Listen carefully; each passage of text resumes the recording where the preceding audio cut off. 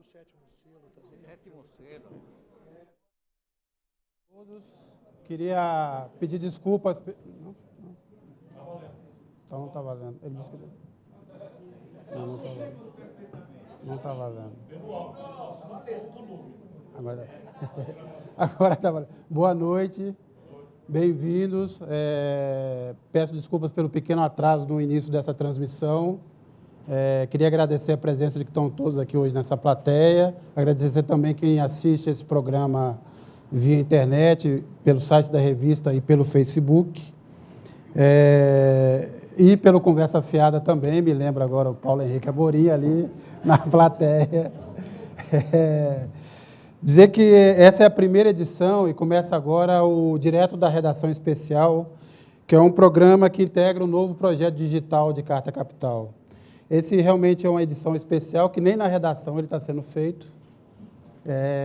Escolhemos aqui esse teatro, um lugar simpático, acolhedor, o Teatro Comune, localizado na Consolação, na Rua da Consolação, que tem ótimas peças e eu recomendo bastante. Em nome da revista, eu queria agradecer o Augusto Marim, que é o criador e o diretor desse teatro, e queria dizer para ele que a gente espera que este evento aqui hoje seja o início de uma longa e próspera parceria. Nós temos muitos planos de programas audiovisuais e esse espaço aqui é muito interessante para esse projeto. Antes de eu falar um pouco mais da ideia do que é o novo projeto digital da Carta Capital, eu queria chamar ao palco antes a razão disso tudo, né? O criador dessa revista, né? O mais importante jornalista em atividade no Brasil, quiçá no mundo e no universo. Então, por favor, Mino Castro.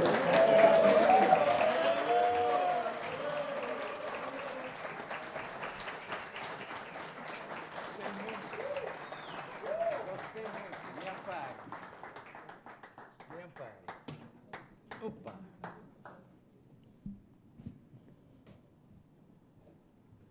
Esse microfone funciona? Funciona, está funcionando. É incrível. E perigoso. Porque, de posse de um microfone, eu posso querer cantar Strangers in the Night. Mas os pouparei desse vexame. Eu quero gastar algumas palavras em relação ao jornalismo honesto, que é aquele exatamente que me orgulho de ter praticado. O jornalismo honesto é aquele que se atém à verdade factual de forma absoluta, sem deixar de distinguir entre a exposição dos acontecimentos exatamente como eles se deram, diferenciá-la, esta visão correta de tudo o que acontece, da sua própria opinião. O jornalismo honesto que nós temos praticado é exatamente o exato oposto daquilo que pratica a mídia nativa, a qual se dedica à propaganda. É preciso distinguir entre jornalismo e propaganda. Vejo na plateia alguns rostos conhecidos de gente que também pratica o jornalismo honesto. Praticam em blogs, em sites. Tem um ou outro colunista que tenta manter alguma dignidade. Mas, de um modo geral, a mídia brasileira está entregue a um exército de mentirosos que denigrem a língua, que ofendem diariamente, e que, sobretudo, estão pouco interessados na verdade factual. Ao dizer verdade factual, eu penso em Hannah Arendt, que me influenciou muito nesta linha de pensamento, né? Dizia ela, não há esperança de sobrevivência humana sem homens dispostos a dizer o que acontece. E nós estamos vivendo no Brasil, um momento de enorme desesperança, desse ponto de vista.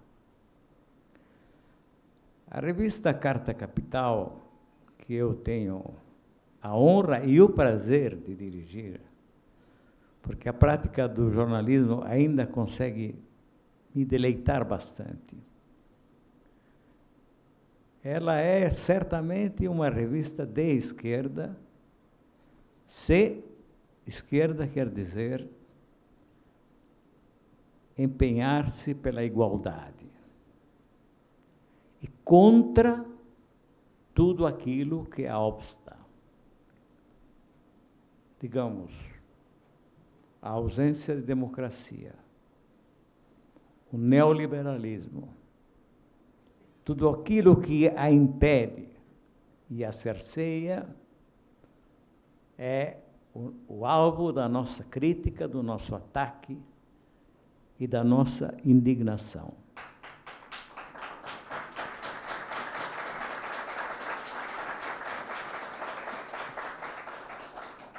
Obrigado pelas palmas, que me envaidecem de sobremaneira. Insistam, insistam.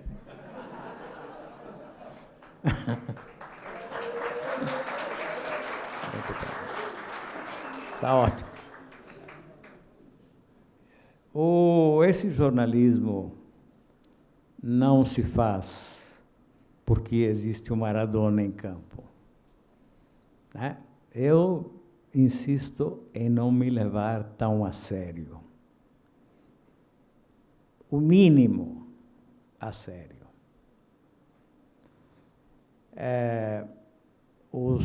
Esse jornalismo honesto nasce de um trabalho de equipe. Porque nas redações, eu tive muita sorte na minha vida e dirijo redações desde os meus 26 anos.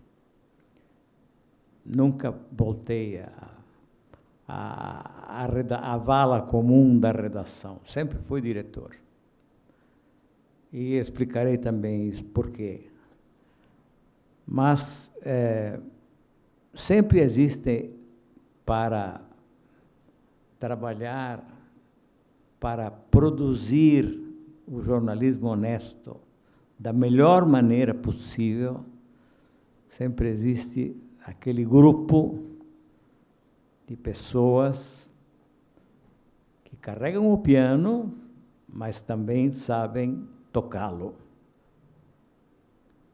Na minha vida, por exemplo, eu poderia citar de imediato Nerlando Beirão, Maurício Dias, Hélio de Almeida, por exemplo. Muitos outros, que me ajudaram muito, que contribuíram, às vezes, de forma decisiva, muito mais significativa da minha atuação no caso. Há outro que eu posso citar, que é o Paulo Henrique Amorim, que foi meu companheiro na Veja, e que poderia ter sido meu companheiro a vida inteira. Outro com quem eu tive excelentes momentos ao longo do trabalho, Hélio Campos Melo, que começou me fotografando em episódios épicos. Eu tenho uma foto dele com o Lula, em 80. Lula acaba de sair libertado, saiu do seu cativeiro no DOPS, foi para casa, tirou a camisa, sentou-se à mesa, à sombra de um calendário que traz no frontispício uma santa muito bondosa, evidentemente. E conversamos. Eu fumo e ele conversa agitando a mão sem o dedo mindinho. É uma foto esplêndida. Compete com Caravaggio, diria.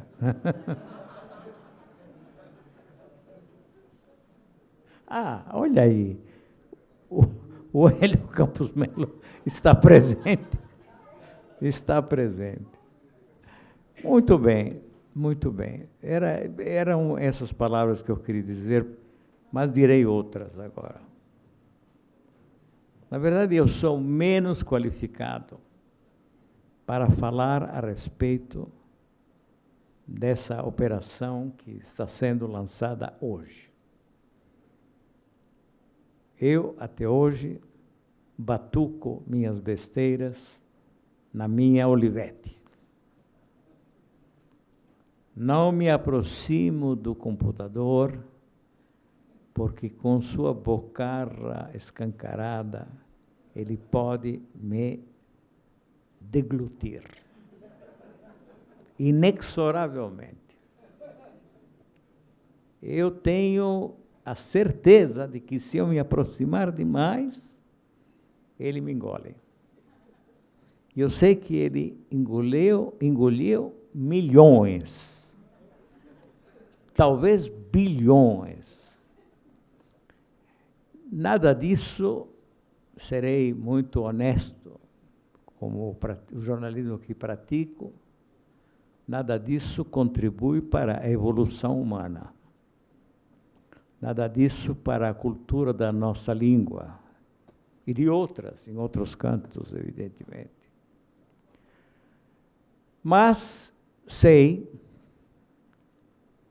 e estou pronto a jurar que acredito de fato, que nada disso depende do instrumento. O instrumento pode ser usado de forma excelente. Um violino na mão de Paganini produz sons esplêndidos, encantadores. Na mão do Bolinha, por exemplo, personagem de uma história em quadrinhos que confesso ter lido já em idade adulta, porque me deleitava sobremaneira. O Bolinha pretendia tocar violino. E eu tocava. E o resultado era terrificante. Os vizinhos tremiam na base. Era uma coisa devastadora. O bairro sofria inenarravelmente. Então, depende do instrumento. E eu tenho a certeza que na mão dessa equipe, comandada por outro que poderia ter sido meu companheiro para sempre, mas eu não posso apresentá-lo desta maneira, porque ele é mais novo do que os meus filhos. E é esse rapaz, do meu lado direito, o Sérgio Lírio.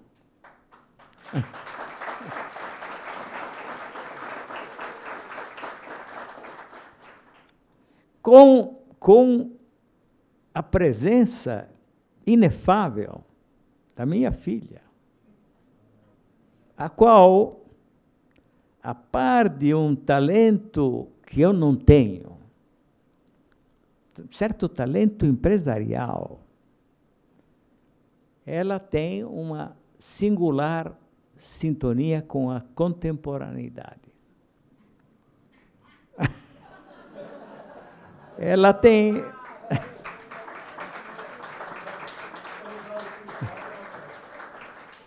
uma forte sintonia com a... Antes de me despedir, eu quero acrescentar, a propósito do fato de que, a partir dos 26 anos, eu tive a sorte de ser apenas e tão somente um diretor de redação. Quero acrescentar o seguinte: que a partir dos 42, eu, por não querer um único escasso tostão do senhor Stivita, donos da editora Abril, eu me encontrei na sarjeta. E a partir de então eu tive que inventar os meus empregos. Então, ao ter de inventar os meus empregos, eu me atribuí sempre o papel de diretor.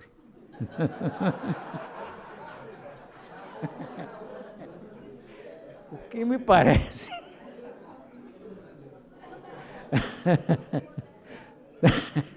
justo, no mínimo justo.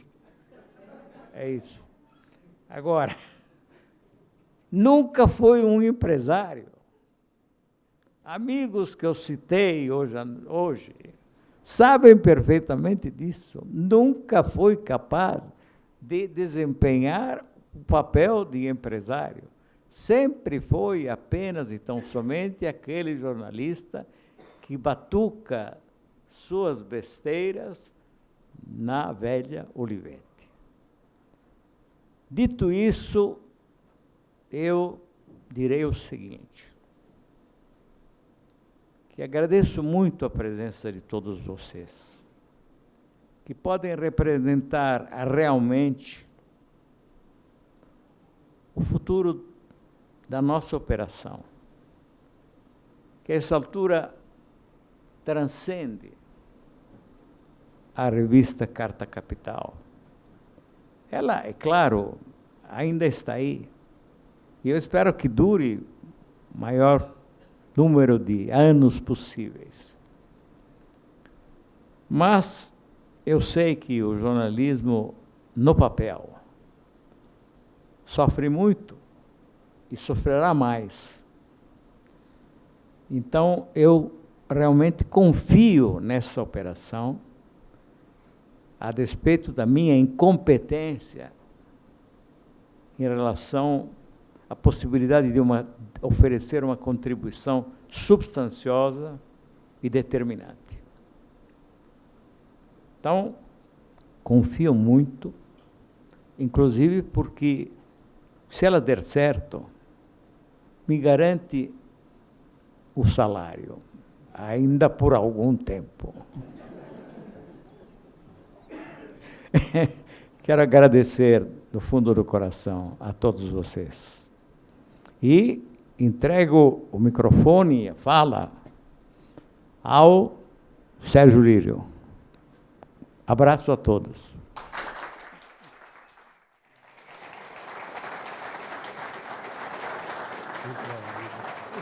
Isso aqui eu levo. Leva.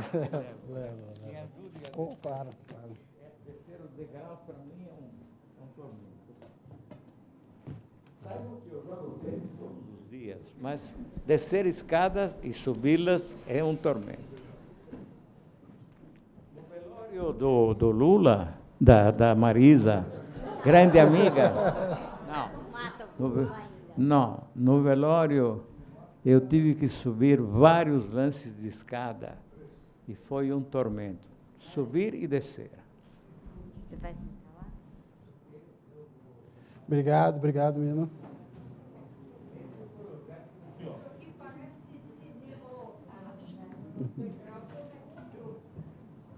Bem, obrigado, Mino. E, na verdade, você, de certa forma, disse que não compreende, mas, no fundo, é transportar tudo que você construiu durante a sua carreira e durante esses 23 anos para um outro ambiente. A base disso tudo são os princípios que nortearam essa revista desde o seu início. Nós estamos agora, e a compreensão é que as fronteiras são outras, né? Não é mais o papel, tem forma de fazer isso. Você sempre disse para a gente e sempre repetiu que a ditadura te fez compreender o jornalismo. E o momento é muito parecido, né? É o mesmo obscurantismo, que inclusive é cultural, que se espalha sobre essas coisas.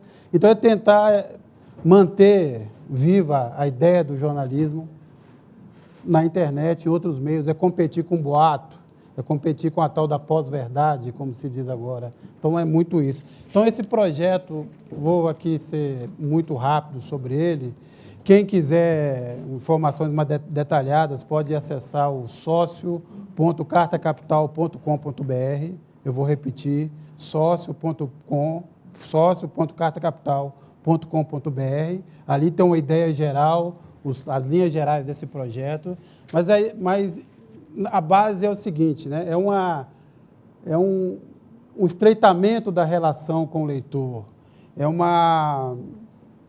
um convite a esse nosso leitor fiel a participar de uma forma mais ativa desse projeto. Por isso, nós estamos não mais os considerando como assinantes, eles passarão a ser sócios, mas não precisam se assustar, porque vocês não vão ter responsabilidade nem jurídica nem financeira sobre a revista. Na verdade, nós estamos criando mais benefícios, novos produtos, né? Então, contatos com a redação, capacidade de dialogar com a redação, canais de expressão. Então, tem um blog do sócio, tem as pautas enviadas pelos sócios, nós faremos um esforço para cumpri-las, e toda vez que elas forem cumpridas, nós vamos lembrar quem foi a base que inspirou essas reportagens. Nós vamos levar ao máximo a ideia de transparência. Então, tudo que for, a partir de agora, arrecadado por meio das assinaturas, da contribuição dos sócios, nós vamos produzir relatórios permanentes, as pessoas vão saber de que forma está se fazendo o investimento e vão poder, sempre, mas a cada ano, discutir com a gente as linhas editoriais, os caminhos que a revista está seguindo, as escolhas, os erros. Quer dizer, é trazer o leitor para ser um participante ativo desse projeto editorial para que ele continue existindo.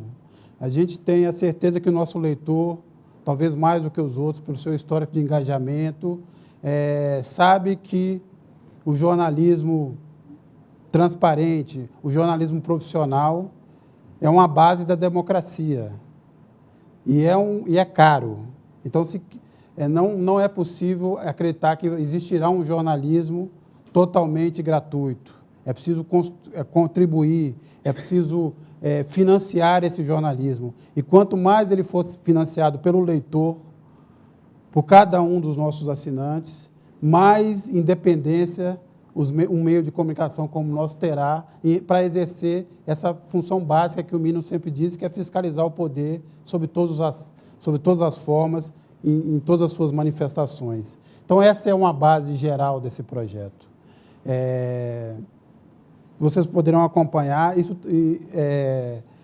ao longo desses próximos meses, das próximas semanas, nós vamos anunciar, e todos os assinantes, todos os sócios serão informados de cada passo, mas a gente vai criar um clube de vantagens com ingresso de teatro, de cinema, viagens, tudo que a gente puder oferecer para os nossos leitores. E, mais do que isso, nós estamos virando um grande agregador, uma espécie de portal para reunir blogs, sites e colunistas que mantêm ou que têm relação com o espírito dessa revista, que o Mino colocou bem aqui, da defesa da igualdade, do desenvolvimento sustentável, né, da oportunidade para todos. Então, ao longo desse ano, nós devemos agregar aqui mais ou menos 20 novos blogs e sites. Já temos 2 que têm sido uma experiência muito interessante, que é o Justificando, que é um site de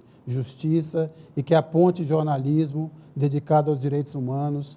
Vamos ter novos parceiros na área de esporte, humor, entretenimento, mas tudo dentro dessa visão que a gente está chamando de progressista e que tanto faz falta para a sociedade brasileira nesse momento.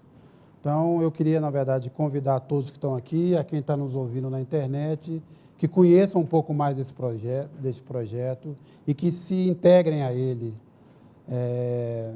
que nos ajude a manter esse jornalismo de pé, a manter uma tradição, uma escola de produção de informação e que nos ajude a manter a diversidade de informação nesse país. Nós que sempre fomos uma voz contra o pensamento único, né? Às vezes isolada, até muitas vezes isolada. E a gente continua achando que esse papel que a gente desempenha é fundamental, modestamente, e contamos muito com a colaboração de vocês. Eu agradeço e agora eu vou passar para a parte, na verdade, que interessa e que trouxe, na verdade, todos aqui. Queria convidar para esse debate, uma discussão sobre os rumos do Brasil, a conjuntura. Queria convidar a professora Leda Paulani, professora de Economia, foi secretária de Planejamento, uma longa experiência, uma economista reconhecida. Eu queria, então, chamar a professora Leda Paulani para compor essa mesa.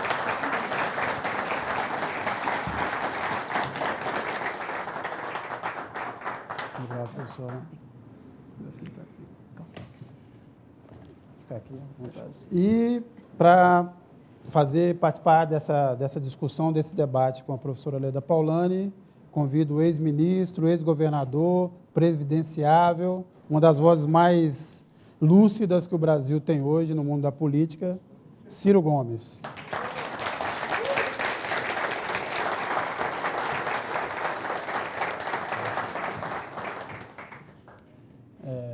Antes de passar, vou falar rapidamente, antes de passar aqui a palavra definitivamente aos debatedores, só para explicar um pouco como vai ser essa dinâmica. Cada um terá aí mais ou menos 20 anos. Porque aqui está muito animado, além de tudo vai acontecer, não acontecerá nada nesse Brasil nos próximos 20 anos, então a gente pode ficar aqui discutindo. Há controvérsias. Não, mas 20 minutos, depois já passaremos direto para a pergunta da plateia. Eu vou tentar equilibrar entre a pergunta de quem está aqui presente e perguntas que já foram enviadas e que estão sendo enviadas por quem nos acompanha pela internet. Então, é isso mais ou menos. Vamos começar. Professora Leda, tem a palavra. Bem, eu queria agradecer o convite da Carta Capital, do Sérgio, do Mino, para estar aqui nesse evento, que acho que é tão importante, né? A reflexão hoje, o debate no Brasil de hoje, que cada vez nos surpreende mais pelo lado ruim, né? Então, estar aqui para conversar com vocês e com o Ciro Gomes é um prazer para mim. E, bem, eu vou falar da minha praia, que eu entendo um pouco mais, né? Ou sou menos ignorante nesta, que é a economia. Queria, inicialmente, tentar falar um pouco como é que a gente chegou nesse ponto que a gente está, né? Nessa crise. Na minha visão, como que a gente chegou nessa crise. Depois falar um pouquinho, enfim, do que é possível fazer, do que é possível esperar dentro desse grande nó que eu acho que a gente vive hoje no país, que evidentemente tem uma base econômica, mas que hoje está embrulhado, vamos dizer assim, com uma questão institucional, uma questão política, uma questão social. Bem, a gente precisa sempre regredir um pouquinho, né? Então, lembrar que no plano internacional a gente teve uma grande mudança na economia capitalista a partir do início dos anos 70, onde os princípios que tinham norteado a acumulação de capital nos 40 anos anteriores começaram a ser questionados, e o espaço que o Estado Nacional tinha, que a nação tinha, sua autonomia, né, cada nação, etc., foi sendo reduzido em função de uma série de acontecimentos que, enfim, a gente não tem como retomar aqui em detalhes. Mas o fato é que isso foi gerando também um outro discurso, né, um discurso que a gente costumou chamar de neoliberal e que, fundamentalmente, pretendia colocar o mercado no seu lugar de direito, segundo esta visão, né? Então, para eles, o período anterior tinha retirado do mercado as credenciais que o mercado devia ter, o espaço que o mercado devia ter, né? E tinha indevidamente dado isso ao Estado. Então, o mercado tinha que retornar. Esse é, digamos, o centro do discurso liberal. Daí toda a discussão em torno de privatização, né, todo o discurso em torno de privatização, de controlar, cortar o gasto público, de reduzir benefícios sociais, etc., etc. Tudo aquilo que convergisse para a redução do papel do Estado estava dentro desta receita que se convencionou chamar de neoliberal. A base material dessa grande transformação, no meu entender, é um crescimento absolutamente descontrolado da riqueza financeira. A riqueza financeira cresce no mundo, começa a crescer a partir dos anos 80 a uma velocidade 4 vezes maior do que o PIB, supostamente, portanto, do que a riqueza real, né? E isso, quer dizer, e essa riqueza ela é tirânica, né? A riqueza financeira é a riqueza que mais exige espaço, liberdade de movimento, liberdade de entrar e sair de país, de mercado, físico ou não físico, né? Isso, claro, foi um pouco alavancado pela própria revolução das comunicações, da tecnologia, né, de informação e comunicação, e então isso foi exigindo, né, essa transformação institucional, que foi a aplicação desses princípios neoliberais mundo afora. Bom, para um país como o Brasil estava enfrentando uma grande crise produzida pelo descenso cíclico do milagre, junto com uma inflação descontrolada provocada pela questão da dívida externa, e o Brasil passa os anos 80 praticamente tentando resolver o problema da dívida externa. Resolve-se com o Plano Real, como a gente sabe, e junto com o Plano Real, que foi um plano de estabilização, mas não apenas, né? Não foi apenas um plano para estabilizar a inflação, houve um pacote neoliberal que veio junto com o Plano Real, né? Ele foi, então, desenvolvendo a agenda neoliberal no Brasil. O governo Fernando Henrique vai ter esse papel de desenvolver essa agenda que o Collor tinha anunciado, acabou não desenvolvendo muito por causa do impeachment, etc. Muito bem, isso do ponto de vista macroeconômico implicou, principalmente depois da crise cambial de janeiro de 99, a adoção do chamado tripé macroeconômico, né, que é o câmbio flutuante, o controle das contas públicas e o regime de metas de inflação, e esse tripé macroeconômico não se altera com a vitória do presidente Lula, né? O presidente Lula assume e aplica rigorosamente o mesmo pacote macroeconômico, inclusive aprofundado no seu início, né? Porque as taxas de juros foram ainda mais elevadas do que já estavam, chegaram a 26,5%, houve um corte brutal dos meios de pagamento, de cerca de 10% dos meios de pagamento, que tem um impacto muito forte na economia. A meta de superávit primário foi elevada para além daquilo que o próprio FMI estava exigindo, naquela época estávamos sob a tutela do FMI. Né?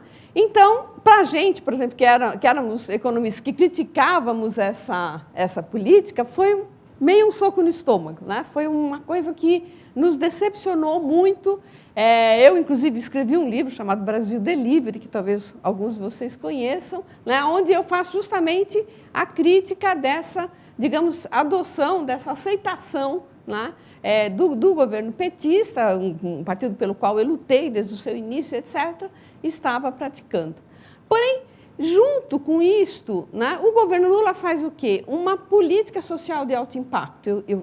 Esse eu denomino assim, né, política social de alto impacto. Tem a sorte, e relativamente breca o programa de privatizações, e faz no plano externo uma política de esquerda. Né? Então, ele ficou um governo que fazia aquilo que o andar de cima, né, como se falam nos blogs, etc., que o andar de cima queria, né, mas, ao mesmo tempo, não deixava muito confortáveis, né, aqueles que estavam, inclusive, ganhando muito dinheiro e saindo muito bem no governo Lula. Né? Esses programas sociais de alto impacto, para além da redução do índice de Gini, que foi muito forte, o relatório do PNUD, o relatório anual do PNUD, né, sobre o IDH, do Programa das Nações Unidas para o Desenvolvimento, diz que é a experiência de queda no índice de Gini mais rápida da história de todos os países que eles investigam, que são 170, quase 180 países, né? Todo onde tem estatística suficiente é investigado. Então, isso, mas para além dessa queda do índice de Gini, para além da redução da pobreza absoluta, essas coisas, Bolsa Família, aumento do salário mínimo real, aumento do próprio nível de emprego e uma série de outros programas sociais de alto impacto e de alta difusão, provocaram uma revolução cultural, vamos dizer assim. Não é bem cultural, porque não mudou a cabeça das pessoas, pelo menos não muitos de baixo. Há controvérsias aí, segundo mostra aí o filme o Que Horas Ela Volta, né? Esqueci o nome da diretora. A Mulher, da Mulher. Enfim, mas principalmente provocou a ira da classe média, né? A classe média ficou exprimida entre uma parte de cima que ganhava muito, uma parte de baixo que estava subindo, né? E a classe média estava no mesmo lugar. Então, isso realmente, quer dizer, todos esses, digamos, instintos fascistas, né, que a gente agora vê com horror, eles foram produzidos, na minha visão, claro que posso estar errada, na minha visão, por conta disso. Bom, a verdade é que os governos petistas, com tudo que fizeram, com toda a concessão que foi feita aos interesses do capital, aos interesses neoliberais, né, a própria política neoliberal, enfim, ficou na mira para ser derrubado o tempo todo, ao meu ver, desde 2005. Né? Desde a questão do mensalão, tal, já tinha um projeto de tentar defenestrar o governo do PT. E não rolou, né? Porque depois o Lula se reelegeu, aí teve a crise, o Lula conseguiu superar a crise, né, com o programa de expansão do crédito, com algumas medidas que tomou. E então, enfim, o Brasil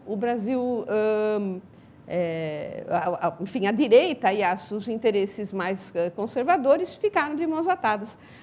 Era muito claro que a primeira chance que houvesse, eles tentariam, né, alguma puxada de tapete. Mas ficaram com muita esperança de ganhar a eleição de 2014. Não ganharam. Né? Não ganharam, surpreendentemente. Né? A ex-presidenta Dilma ganhou por uma margem pequena, mas ganhou.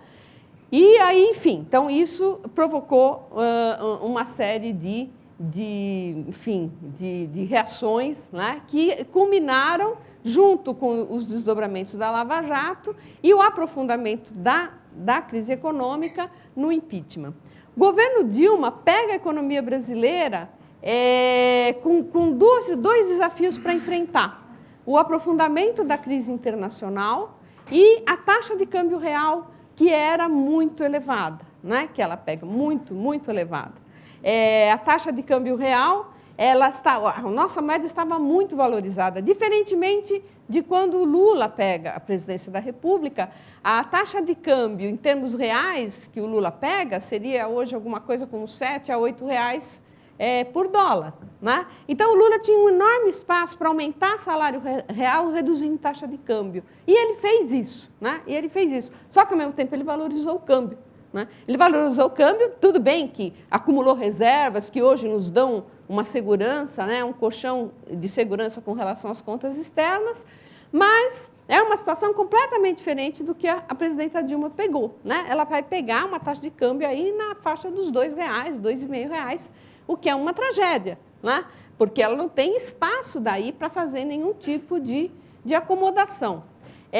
Além disso, a crise internacional se aprofunda muito, né?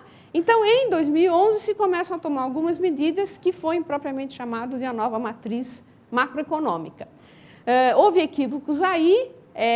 O principal equívoco, para não me estender muito, o principal equívoco foi ter reduzido brutalmente o investimento público e ter apostado no investimento privado. Né?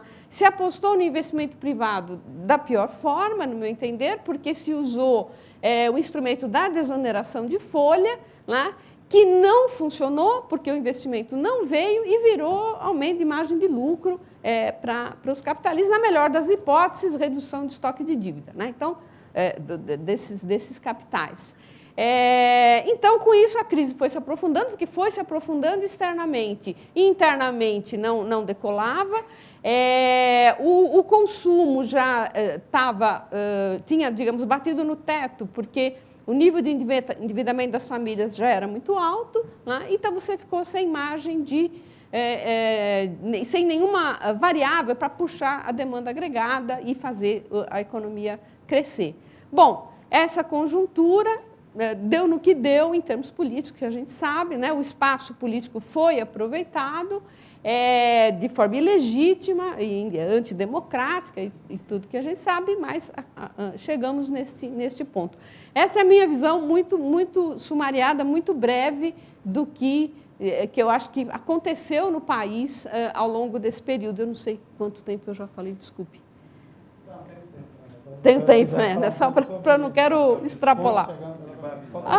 Desculpa, falta de experiência. Bem, então, 5 minutos, ótimo, para a gente falar um pouquinho do que está acontecendo agora. Bem, eu acho que, claro, 2016 foi um pesadelo para todos nós, né? Digamos, do campo progressista, em todos os sentidos, político, institucional, econômico, em todos os sentidos. Acho que há uma grande indefinição no próprio núcleo que está no poder hoje, né? Eles estão, parece que, tentando fazer as coisas, uma espécie de vamos tentar, se der, deu, né? E eles têm conseguido, têm dado. E tem dado resultados que a gente não quer, né? Passou a PEC, bom, primeiro impeachment, né? Passou o impeachment, passou a PEC, e assim vai, e vai passar todo o resto, né? Como é que vai ficar exatamente? Estava até conversando um pouco com o Ciro, um pouco antes da gente iniciar. Como é que vai ficar lá a morfologia desse poder aí, com os vários grupos do PSDB e do PMDB, etc., e as denúncias da Lava Jato e as delações da Odebrecht, etc., a gente ainda não sabe, é uma incógnita, né? Que também pode afetar claro, afetar o próprio resultado econômico. Mas, enfim, a situação hoje parece que está desta forma, né?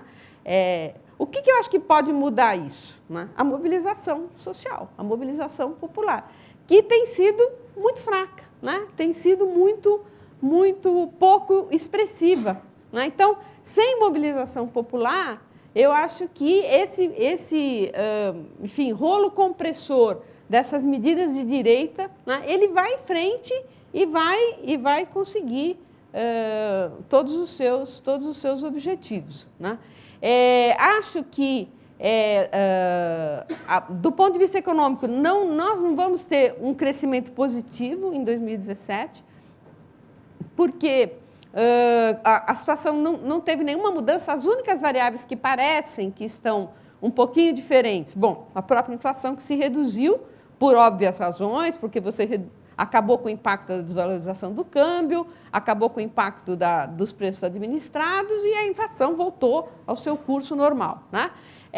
Mas fora a inflação, você tem lá algum sinal de estoques que estão se reduzindo, então alguma coisa pode melhorar um pouquinho, mas não o suficiente, no meu entender, para que a gente tenha uma recuperação, ou como aquilo que se dizia, né, que tirando a Dilma, a economia em 2017 ia crescer 1,5%, 2%, em 2018 ia crescer 4%. Acho que não há a menor possibilidade disso, porque no plano internacional não mudou a situação, né? Pelo contrário, acho que até geopoliticamente, no plano internacional, há muita indefinição, e isso leva à incerteza, e isso leva a não aumento de crescimento, a taxas de crescimentos ruins. O próprio neoliberalismo, aliás, ele é um sistema que ele trabalha com... É da natureza dele, né, que as taxas de crescimento sejam muito reduzidas. Então, eu acho que, do ponto de vista econômico, nós não vamos ter um ano bom, nós vamos ter um ano muito ruim novamente, de novo com taxas negativas, e do ponto de vista político-social, sem povo na rua, nós vamos sofrer muito e vamos estar daqui um ano discutindo de novo na mesma situação. Acho que é isso. Obrigada.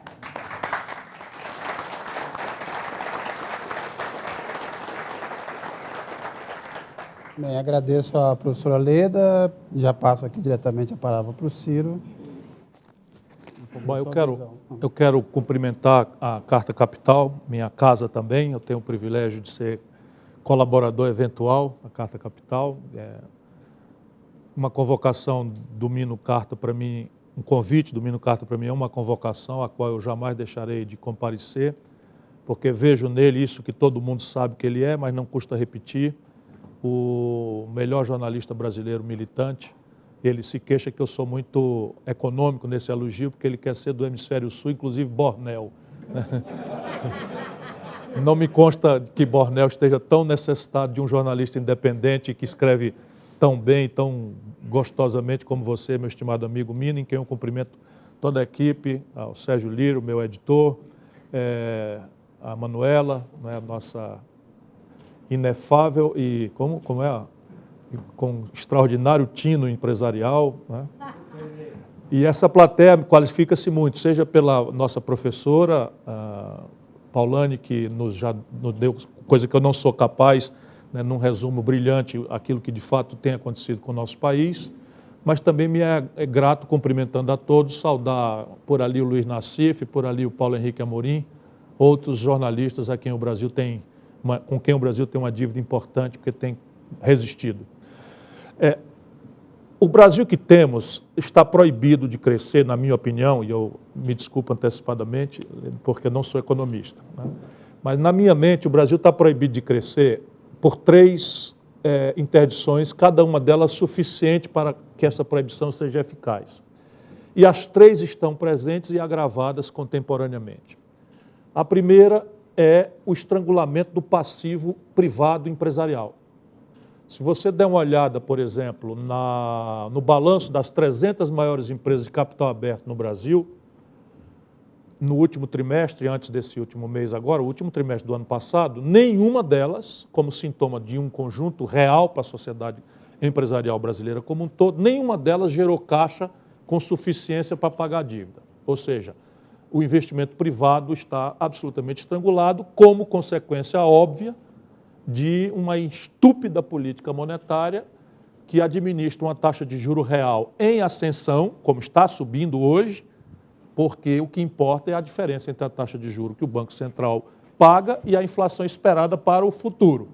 Quando a nossa presidenta Dilma botou a taxa de juros em 14,25%, com o meu protesto, e eu abro um parênteses para dizer que isso foi uma estupidez, por quê? Porque a inflação, ou a miragem de inflação que surgiu, a professora já nos esclareceu aqui, nada tinha a ver com inflação de demanda, ou seja, a ideia de que você tem que encarecer o crédito para a turma não poder comprar em prestações, por várias razões. Primeiro, porque a miragem de inflação vem de um desajuste do câmbio. Se você desvaloriza 40% o câmbio em 40 dias, ninguém compra dólar, mas você come pão. Pão é trigo, trigo é dólar. Então subiu, você precisa de R$4 para comprar um dólar de trigo, de pão, o pão sobe. Os estudantes foram à rua em 2013 reclamar de 0,20 de ajuste na passagem e ontem em Curitiba foi a violência. Por quê? Porque nós temos a louca e estúpida atitude de vender petróleo bruto barato e comprar óleo diesel em dólar, que nós não produzimos. Resultado prático, se você precisava de R$2 para comprar um dólar de diesel e agora precisa de R$4 para comprar o mesmo dólar de diesel, a passagem de ônibus sobe.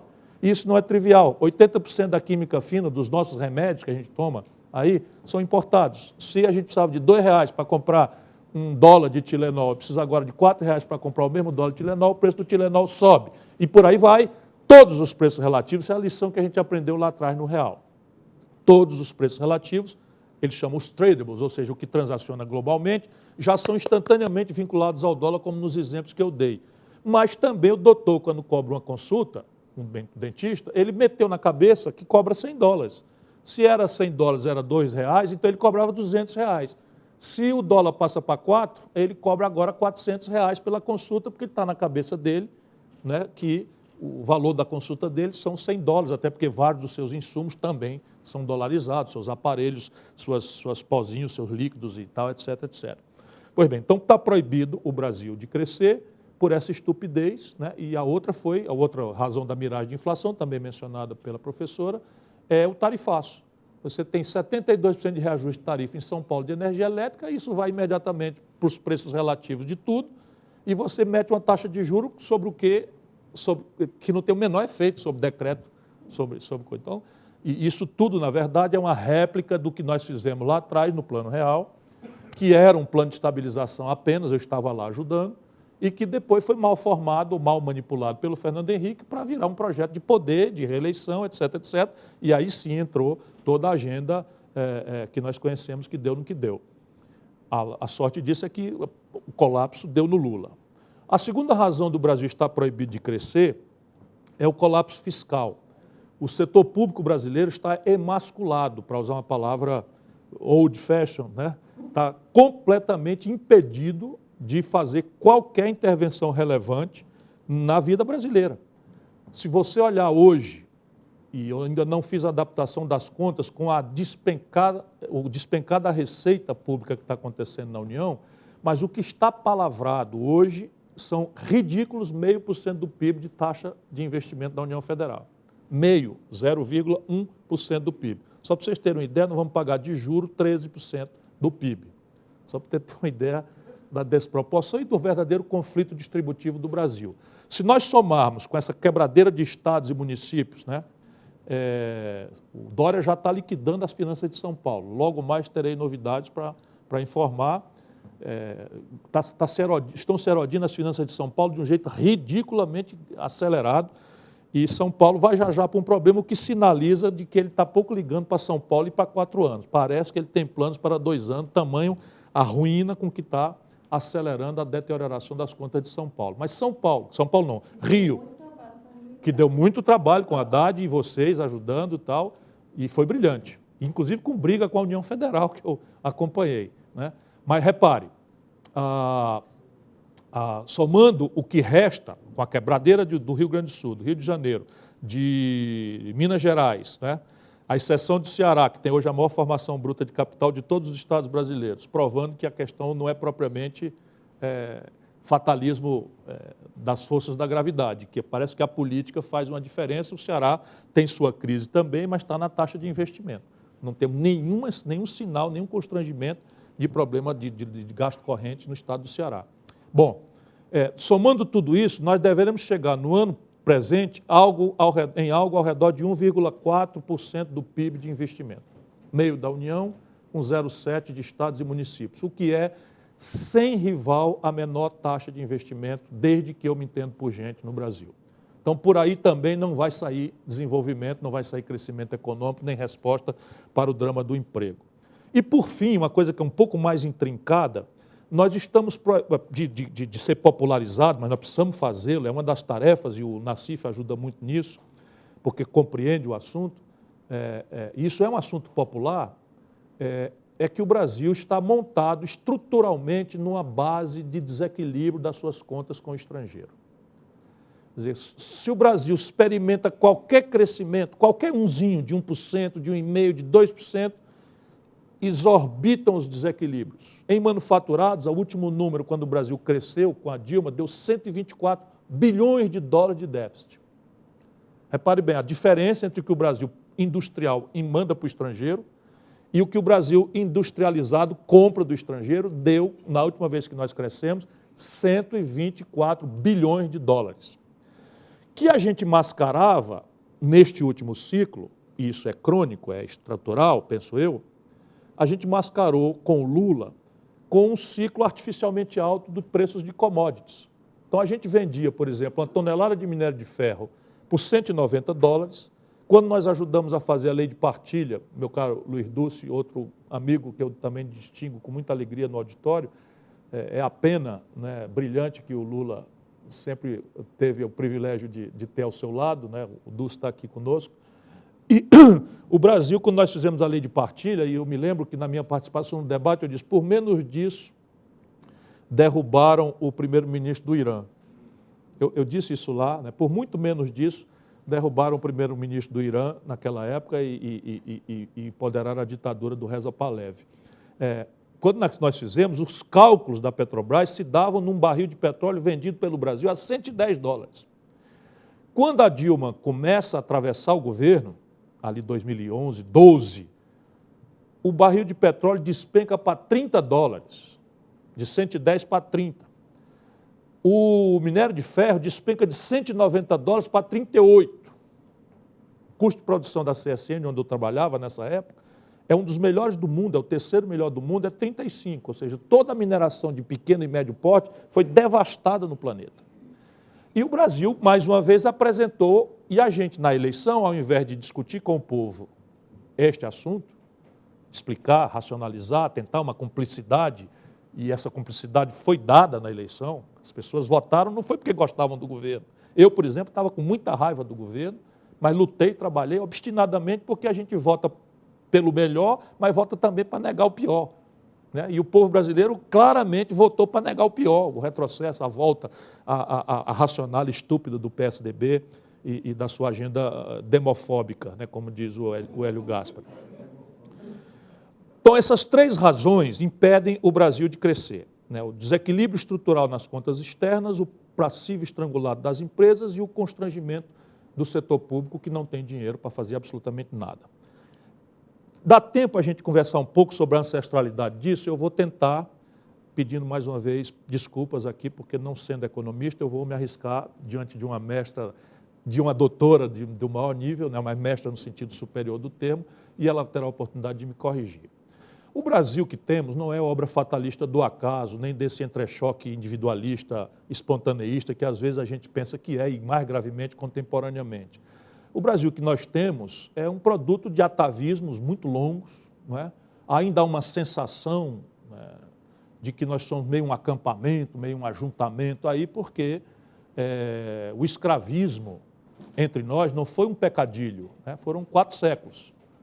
4 séculos não se dissipam assim tão facilmente, de maneira que remanesce hoje um desapreço axiológico, um desapreço de valores pelo trabalho como um valor moral, como a energia motriz de uma sociedade sadia, de uma civilização que se respeita, é o trabalho o valor superior. Nós temos um grande desapreço pelo trabalho, quanto mais ele for simples, mais desprezo a sociedade brasileira o devota e o pagamento por isso também é vil. Então, não por acaso a elite brasileira, a essa altura do campeonato, tem coragem, ainda ontem uma garotada, num debate que eu fui, de propor a extinção da Justiça do Trabalho, que nem acha a coisa mais moderna que o país tem, e a revogação da legislação trabalhista para transformar o trabalho numa commodity, né, sem qualquer tipo de proteção, a ser posta aí no lei do cão, da oferta e da procura, no momento em que 13 milhões de pessoas estão na fila pedindo emprego e dispostas a, por um tostão, vender todas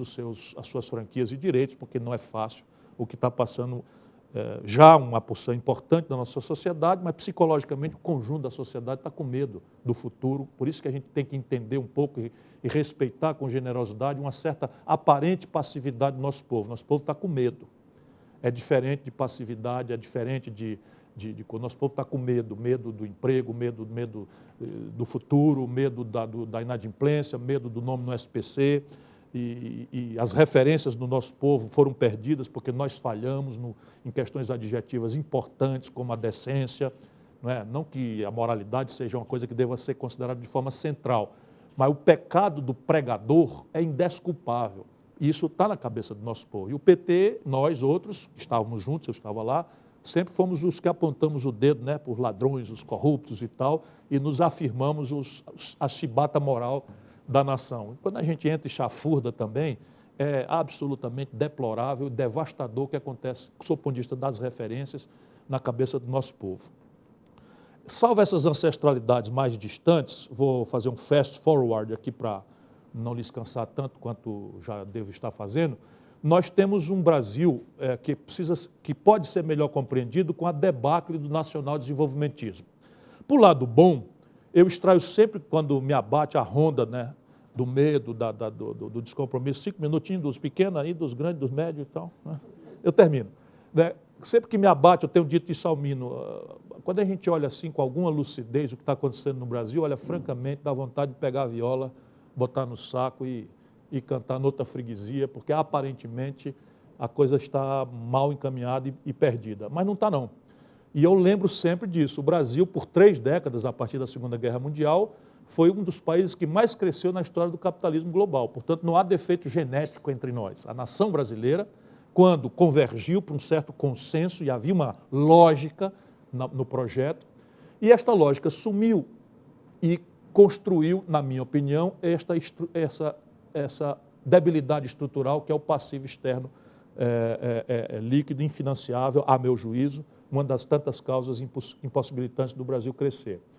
Que era, nós idealizamos um Brasil industrial, replicando a indústria tradicional do mundo, substituindo importações, numa redoma protecionista que nos permitisse nascer a indústria sem competição aberta. Isso era tudo prometido como transitório, e no tempo em que os ciclos tecnológicos se sucediam com grande lentidão.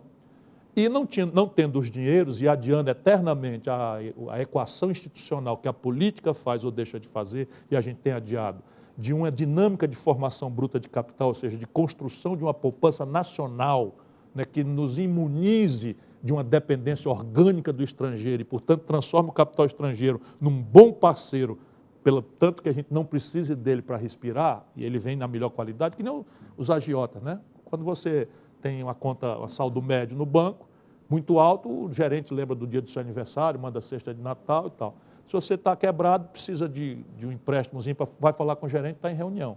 É a mesma coisa na finança internacional, os economistas que me perdoem com a minha simplificação grosseira. Então, o Brasil tem uma baixa formação bruta de capital e construiu sua estratégia de desenvolvimento com dinheiro emprestado.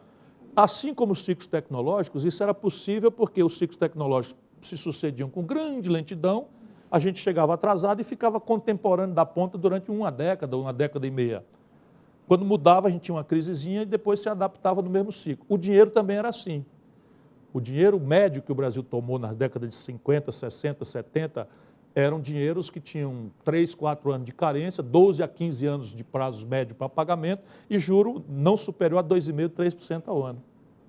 Então, qual era o problema? Eu tomo $1 bilhão emprestado nesta condição, abro uma Petróleo-Brás ou uma companhia siderúrgica nacional, que 3, 4 anos depois de maturado o investimento, $1 bilhão seria o faturamento de um ano, que eu ainda tinha mais 12, 15 para pagar. Danaram a tomar dinheiro emprestado e abrir Brás, e a infraestrutura é isso correlato, e a isto devemos ao gênio, né, brasileiro que adaptou aí o Plano Marshall, as concepções keynesianas, né, do Plano Marshall, do plano do general MacArthur no Japão e do Mitty, né, do próprio New Deal, que é o primeiro grande experimento prático do keynesianismo moderno, levado a uma política de Estado, e aqui foi adaptado pela CEPAL, enfim. Esse modelo morreu e nos legou o desfinanciamento que nós adiamos, porque tínhamos uma ditadura, do lado da situação nós não quisemos nem saber. Era mais ou menos, estão me dizendo para não falar mais palavrão, mas nós pensávamos assim, fodam-se, né?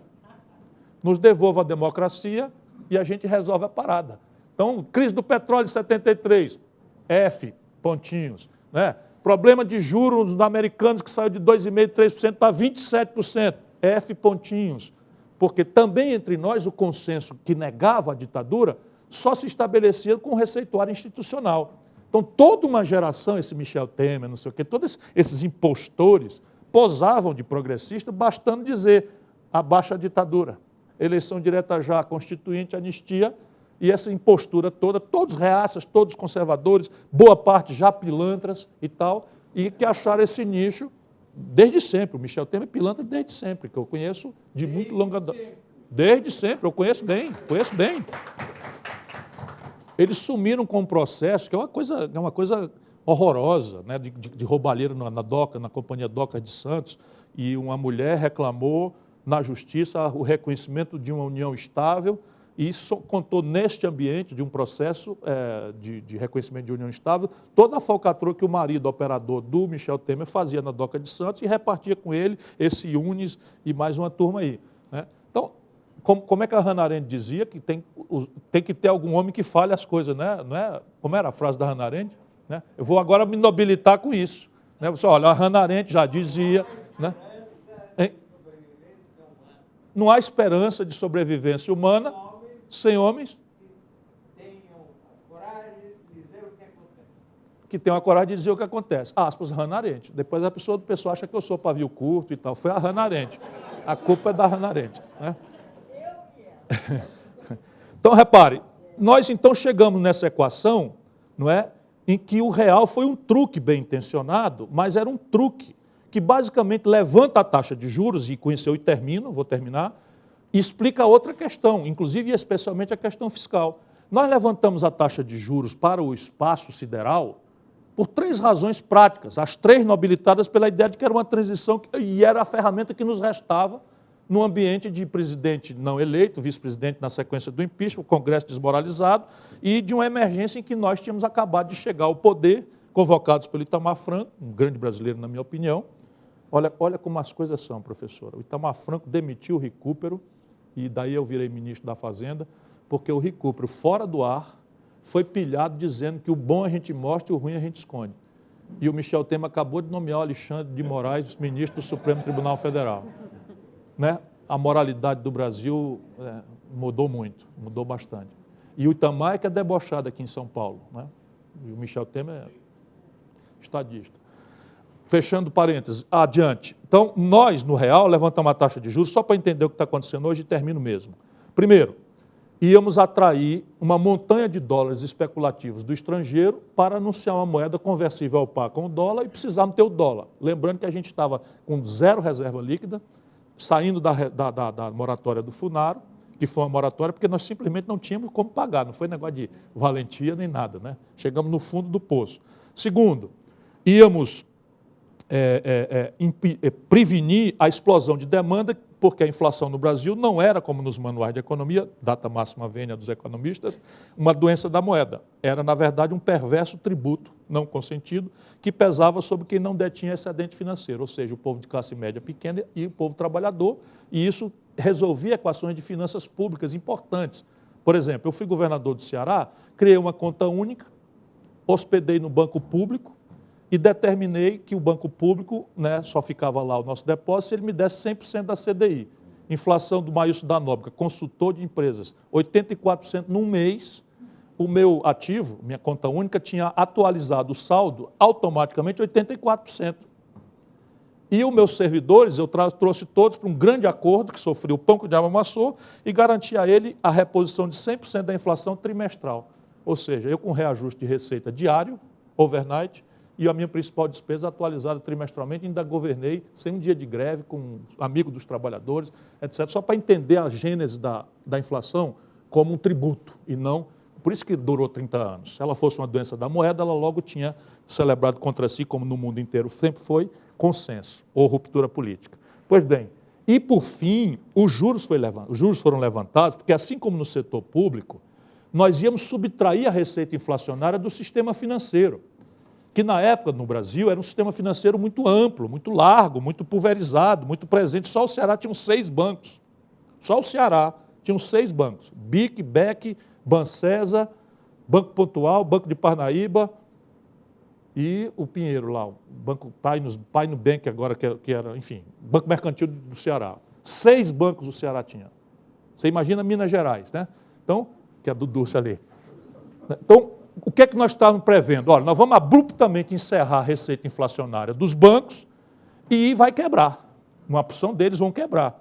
Então a gente bota juro lá em cima para substituir inflação por rentabilidade no juro por 2, 3 meses, 4 meses, 5 meses, não custa nada. Consertamos a moeda, restauramos a condição política. Nos viciamos nos remédios todos e o pior de tudo, ela também já disse, o PT foi ao poder, fez uma coisa importante, eu também estava lá ajudando, e conservou esta matriz de economia política. Agora, morreu. Ou nós pomos em discussão um outro modelo, ou o país não tem saída.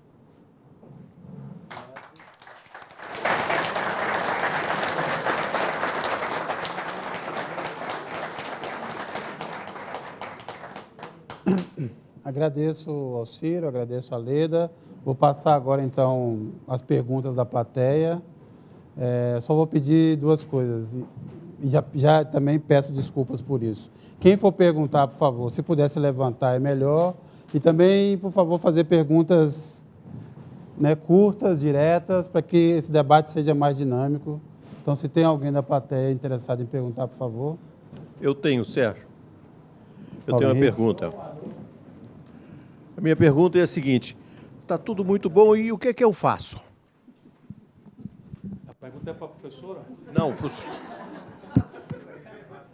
Ó, eu, ao contrário, quer dizer, acho que estou dando inclusive a aparência disso. Eu acabo acreditando na fecundidade deste terrível momento. Então, a primeira grande questão é resistir, mas resistir sem rancor. A denúncia do golpe tem que ser repetida, mas não pode ser mais nossa única expressão. Né? A autocrítica da nossa falha pode ser e deve ser nossa falha na relação com as pessoas. A mais grave não é a corrupção. A mais grave é a gente não ter institucionalizado nada. Eu brinco para provocar o Lula, ainda agora brinquei com ele, apesar do cenário desagradável em que nos encontramos 2 vezes. Eu perdi uma amiga, a nossa amiga, a dona Marisa. Eu disse para ele que a única mudança institucional que nós formalizamos, mesmo para todos os brasileiros, foi a tomada de 3 pinos. A tomada de 3 pinos. A tomada de 3 pinos. Mas foi de boa fé, não foi de má fé. Não foi de má fé. Nós confiamos, né, de que a população não aceitaria dar para trás. Só que é o que ela destacou, a professora. Né? Com a Dilma e essa debacle do desfinanciamento externo, o que aconteceu? O salário mínimo que tinha saído de $76 a poder de compra para 320 quando a Dilma tomou posse, caiu para 230, hoje está em $200 a poder de compra. Então as pessoas se sentiram no bolso. O crédito, quando o Lula tomou, era o menor do mundo capitalista, 22%, 21% do PIB. O Lula levantou isso para 55% do PIB, focando no povo. Crédito para a agricultura familiar, crédito consignado para os aposentados, crédito do Minha Casa Minha Vida com subsídio para a moradia popular, crédito dirigido para a indústria brasileira, crédito dirigido para a agricultura brasileira, tal pedalada fiscal, é uma diferença de 128 bilhões de reais que a Dilma pagou de uma vez só, coisa que ninguém fez, que é a diferença entre a estupidez do Banco Central e o juro que nós damos aos agronegócios do brasileiro, que não existiriam se não fosse o Estado. O que fazer? Eu acho que esse desastre tem uma fecundidade importante. E acho que a semente dessa fecundidade é um pouco o que nós estamos fazendo aqui. É demonstrar que nós estamos ligados dialeticamente no sentimento do povo, que fazemos a autocrítica dos nossos erros, mas que sabemos o que fazer se tivermos a oportunidade de voltar com os nossos valores, não necessariamente com as mesmas pessoas, ao poder. Ou seja, uma proposta encantadora, apaixonante, crível, dialeticamente compreensível pelo seu José e pela Dona Maria.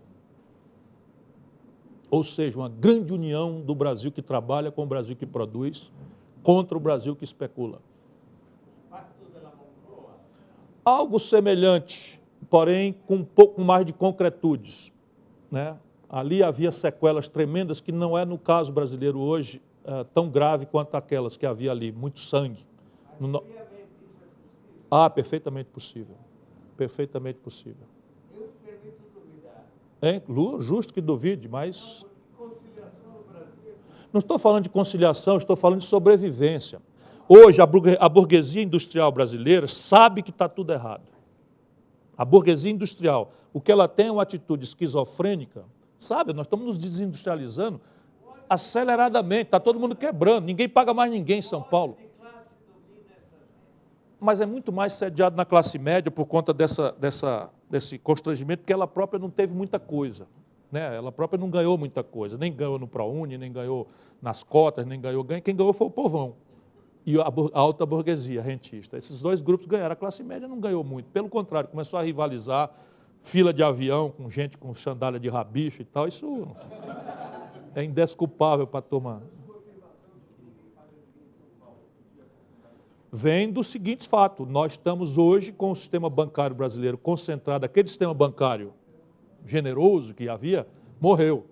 Hoje é um oligopólio de 4 bancos, 2 públicos e 2 privados. Os 2 bancos privados estão fora do mercado, o Bradesco remanesce ainda com alguma coisa, porque tem uma tradição de pequenos créditos e tal, mas o Itaú já não está operando no mercado com ninguém. Não está renovando para pagar de 100 milhões de reais para ninguém, nem que seja de risco internacional respeitável, e a taxa de crédito provisionado para recuperação improvável, duvidosa, é o maior da história. Então, agora, nós vamos assistir o Banco Central, que é serviçal desta gente, correndo aceleradamente para corrigir as pontinhos que fez, né, da Dilma para cá. Aquela palavra cagada que a gente não pode falar em público assim. Paulo Henrique e tal, nas próximas intervenções, essa transmissão vai passar também pela TVT. Não é isso.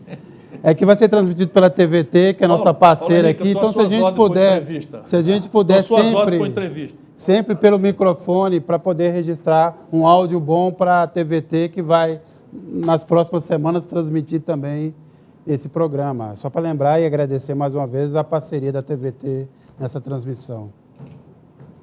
Boa noite a todos. Meu nome é Fábio Pereira. Estou representando aqui a agência sindical, em nome do seu diretor, jornalista João Franzin, e também a Associação Brasileira de Canais Comunitários, porque produzimos conteúdos também para o terceiro setor. Pergunta para o Ciro.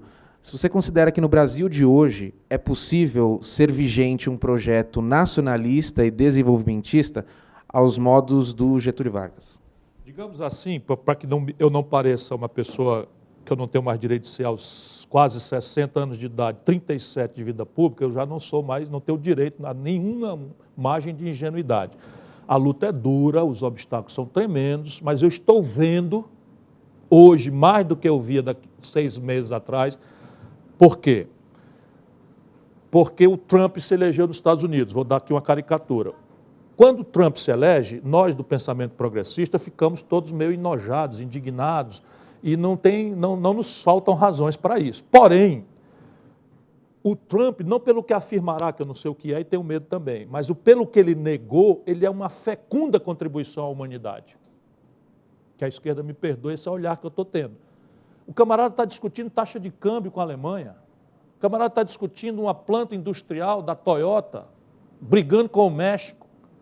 O camarada está falando em emprego induzido pelo Estado. Cadê o neoliberalismo? Então, a hegemonia moral e intelectual, aspas, Gramsci, Hannah Arendt, Gramsci, né?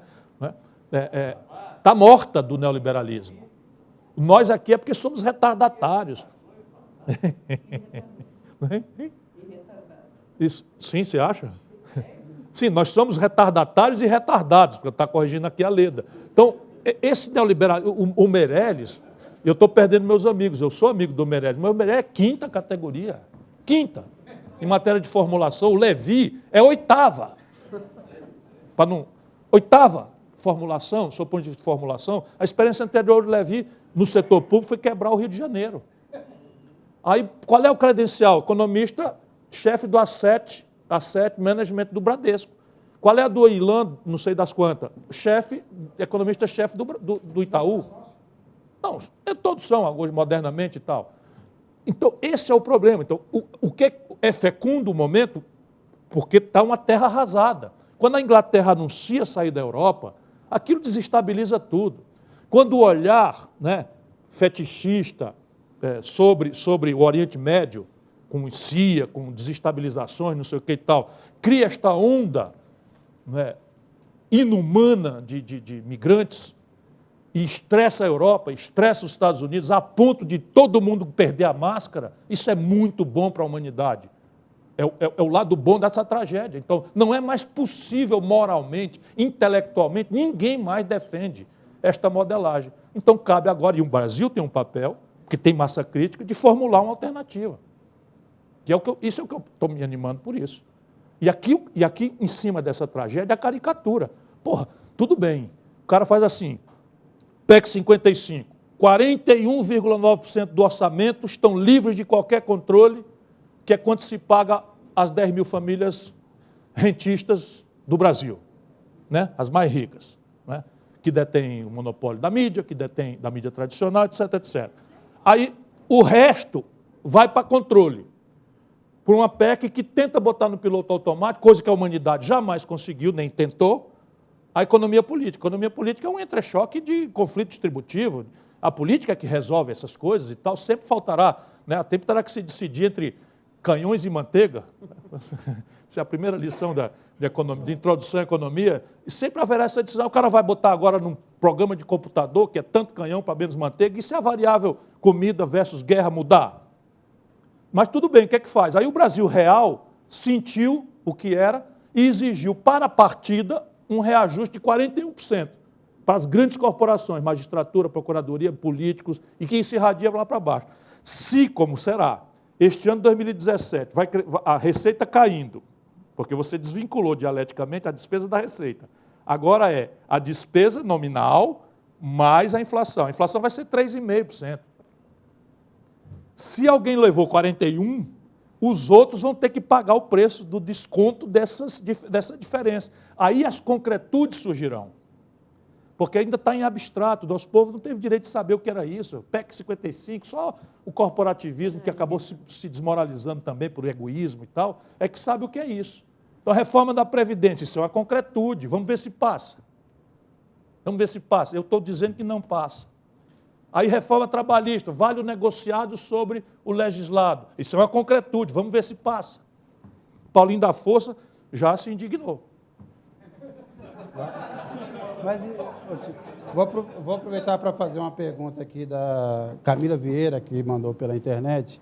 Quer dizer, diante de todas essas reformas... Uma pergunta difícil é para a professora. Vamos pensar aqui... Para mim só as fáceis. Se aprove tudo. Reforma da Previdência, já temos o teto de gasto, reforma trabalhista, desmonte da Petrobras. O que um presidente eleito em 2018, provavelmente ainda uma eleição onde se elege uma maioria reacionária como tem agora, o que faz um presidente a partir de 2018? A maioria do Congresso brasileiro não é propriamente reacionária, é corrupta e fisiológica. Há uma diferença importante. O reacionário é afim com esta lógica. O reacionário é organicamente comprometido com esta lógica, com essa racionalha, de desmonte do Estado, de redução do Estado à dimensão mínima, de desentranhamento do Estado, de intervenções no domínio econômico. Não é o caso desse patrimonialismo do século XIX que nós herdamos hoje.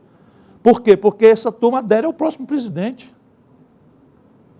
Sempre foi assim, só quem não compreendeu isso foi a minha querida amiga Dilma, porque não é do ramo.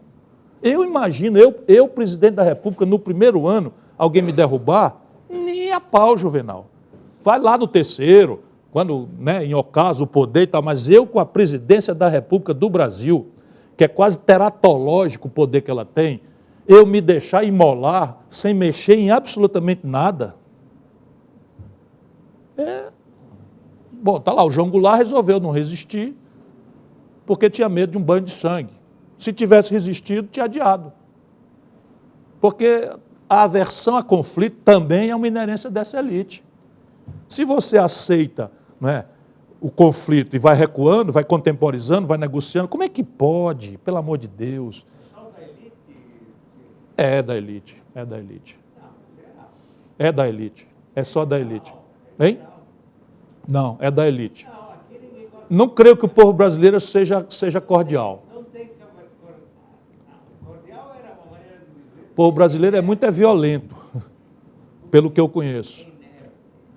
Não é inércia. Repare bem, vamos lá, vou fazer um esforço aqui, porque você estava lá naquela luta e eu era ainda garoto, mas te estimo eu. Mas em 1970, o nosso ditador ia ao estádio do Maracanã e era ovacionado pelo povo. Mas isso não é por quê? Porque a dialética nossa, a axiologia, os valores que a gente cultiva, dão relevo às abstrações, a liberdade, a democracia. Mas você defender democracia em abstrato para o cidadão que está acordando às 4 horas da manhã, que entra no ônibus, passa 2 horas para ir, chega no trabalho, é mal pago, não volta para casa, chega de noite mais 2 horas para voltar, e está com o nome ameaçado de SPC, a mulher zangada porque a conta da luz não foi paga, o menino chorando, bala perdida zunindo para todo lado, você vir falar em democracia, é complicado. Eu, pelo menos, tenho essa solidariedade, porque eu venho de lá. Não tanto da miséria, da pobreza, mas eu fui educado a minha vida inteira na escola, a vida inteira, quase a vida toda, porque o Serra me chamou de mentiroso, porque dos 21 anos de educação, eu tive 3 na escola privada da igreja e o resto na escola pública. Eu disse, a vida inteira eu estudei na escola pública, mentiroso. Estudou, aí o Hélio Gasto disse assim, estudou no Colégio Sobralense uma espécie de Santo Inácio de Sobral. Comigo é dura a coisa, viu? Sobral ganhou um Santo Inácio por minha conta aqui, né?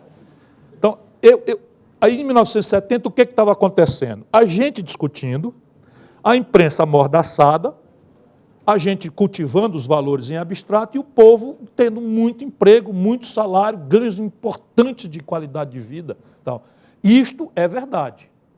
O nível de abstração, de valores em abstrato, que um povo como o nosso hoje tem de centralidade na sua vida, é chocante, é muito pequeno. Muito pequeno.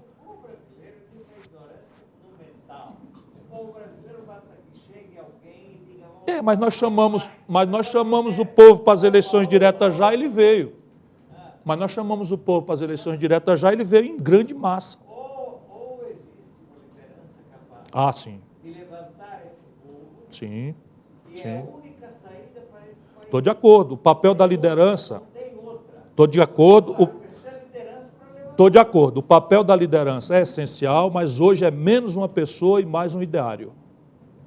Eu não creio que o diário tenha acesso a quem é tão ignorante.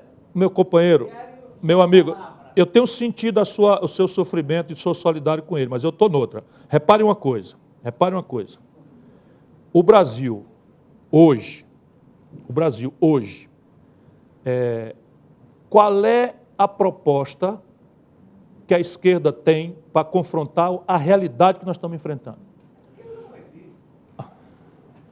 Ela existe, estamos mais ou menos uma fração dela reunidos aqui, se eu bem conheço a minha gente. Mas nós estamos perplexos por quê? Não, existe certas pessoas, existe até a revista Carta Capital e tem Não, tem muita coisa. Agora, não tem muita coisa. mas o que reúne, Não levanta o existe- povo. Não existe um partido de esquerda Ah. que represente realmente a esquerda.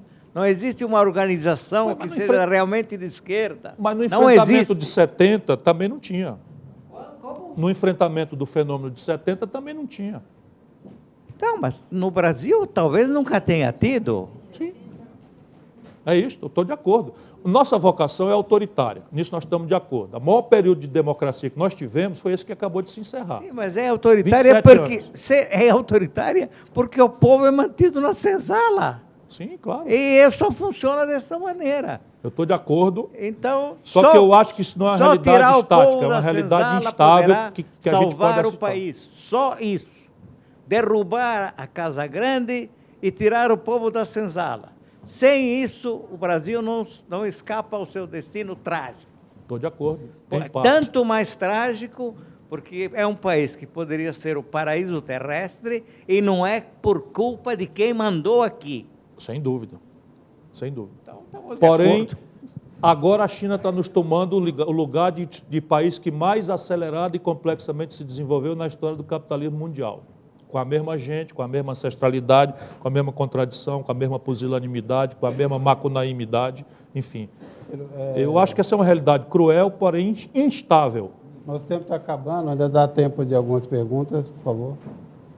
Professor Leonor Tercena, queria perguntar sobre os interesses externos no golpe.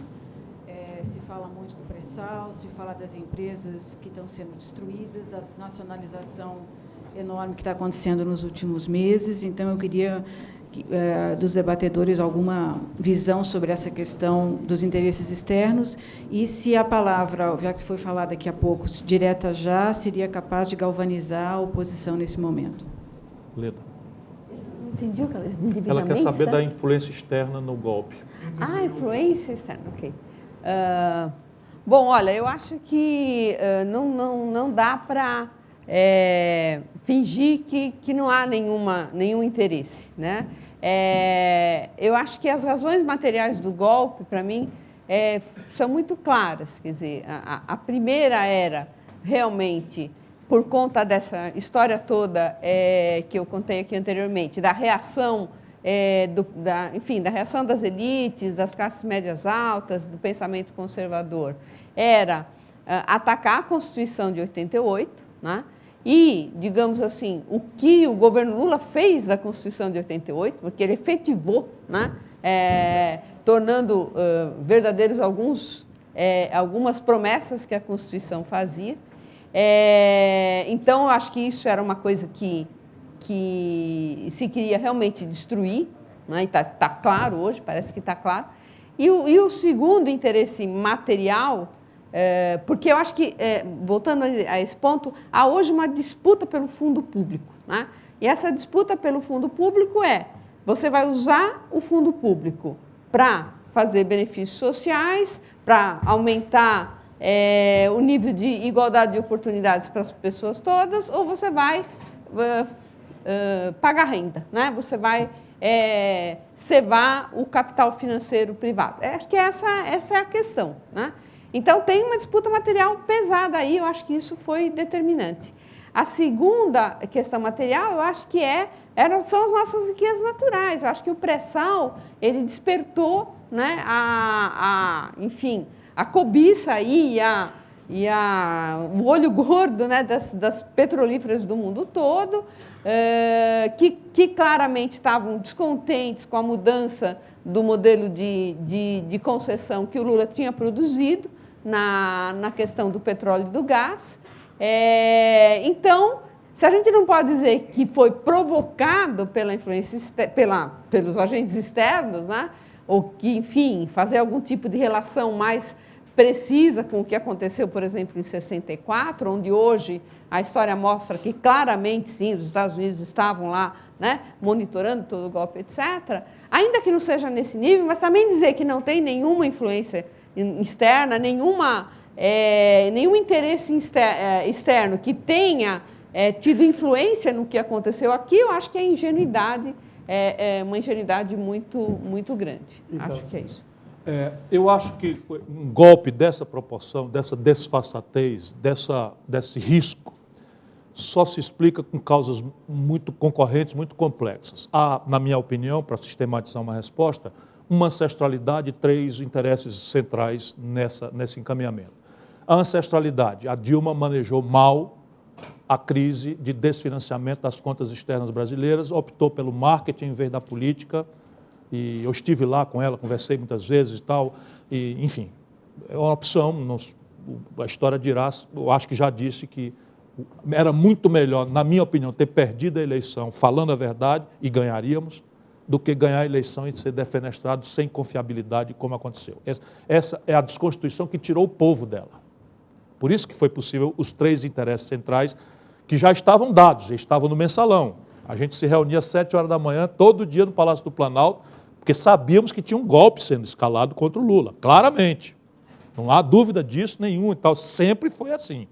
E essa é a história brasileira. Então, o primeiro interesse, gerar excedentes fiscais a qualquer custo e contradição para jogar no poço sem fundo do galope dívida versus PIB.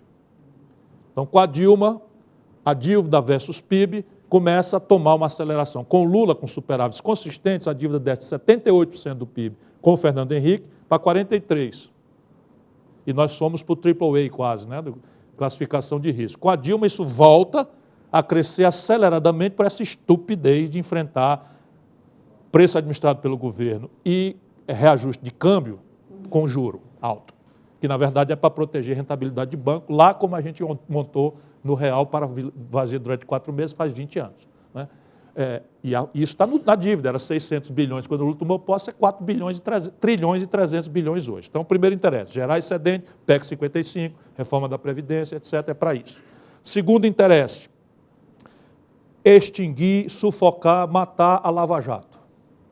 Porque o povo brasileiro não viu ainda, a Lava Jato vai do A ao Z.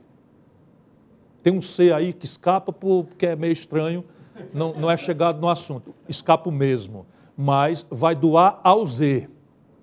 E isto, inclusive, vai ser a morte da Lava Jato, porque vai ficar daqui a pouco meio que é todo mundo, quando começar a aflorar mesmo. Então há um consenso para abafar e não sei o quê. Agora vamos nomear um revisor da Lava Jato no Supremo Tribunal Federal, um militante do PSDB, Alexandre de Moraes, jovem, reputação razoavelmente pouco ilibada e conhecimento jurídico precário. Né? Para acrescentar uma caricatura, a tese de doutorado dele, mala e porca, é defendendo que ocupantes de cargo comissionado, de cargos executivos, não pode ser nomeado para tribunais superiores. Essa é a tese de doutorado dele aqui na Escola de Direito da USP. E o terceiro interesse atende à sua específica pergunta. Sem nenhuma dúvida, é tão central quanto os dois interesses ali, por eles aliados, a questão do interesse estrangeiro. Primeiro, e mais imediatamente, o pré-sal.